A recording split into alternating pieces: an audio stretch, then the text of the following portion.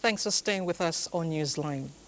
To Newsline proper, our first story is about a woman, Haja Falmata, who braved the odds to stay put when every inhabitant of her community, Dekwa, Borno State, fled for safety following constant attacks by Boko Haram insurgents. Sounds like fiction, right? Why did she stay, you might ask? Well, let's hear the full story from Mohammed Abubakar.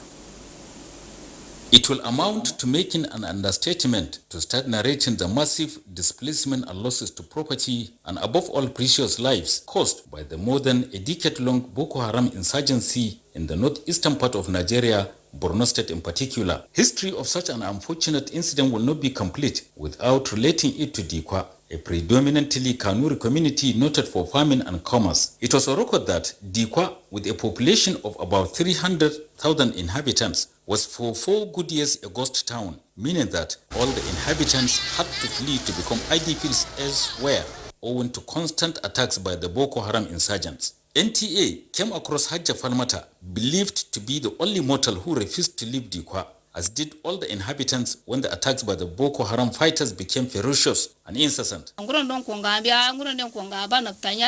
Well, it is a fact that even when everybody in the town was fleeing for his safety and that of his family, I stayed back and refused to heed to the advice of all those who matter to me, for the simple reason that fleeing will not insulate me from suffering the discomfort brought by the insurgency. So I stayed back. How did she survive cohabiting with the insurgents who took over the town? Well, they were all over the town when they realized I was the only person remaining. Some of them wielding arms even came to me, asking me why I was still staying in the town. My answer to them was that all those who fled did so to escape from suffering, but did that insulate them from the untold hardship they endured for a long period of time? I prefer to endure the hardship in my matrimonial home than to flee and suffer it as an IDP. She shared with the NTA how she used to fit in such a situation. As I was feeding myself, even before the attack, I was actively engaged in farming all year round, so I had enough in reserve to feed. More so, when my uncle, who initially pleaded with me to flee with him and told him no, he, out of pity and empathy, gave me 1 bag of guinea corn to manage my life, and the rest is history.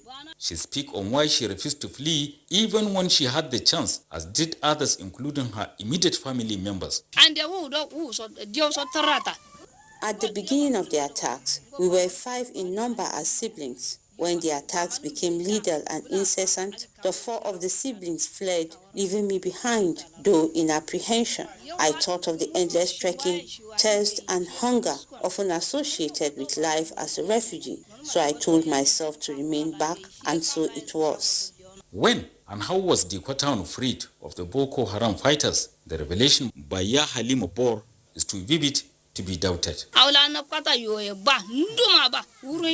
For weeks, the Boko Haram fighters heard from the grapevine that the military was closing in on Dikwa with heavy arms from 2 different directions that we later learned to be Gambolu Axis and Maiduguri. That made them apprehensive and jittery. The second factor was acute shortage of supplies necessary for human survival that were lacking then in Dikwa. That was how they moved out of the town in droves, resulting in its eventual liberation without a shot being fired.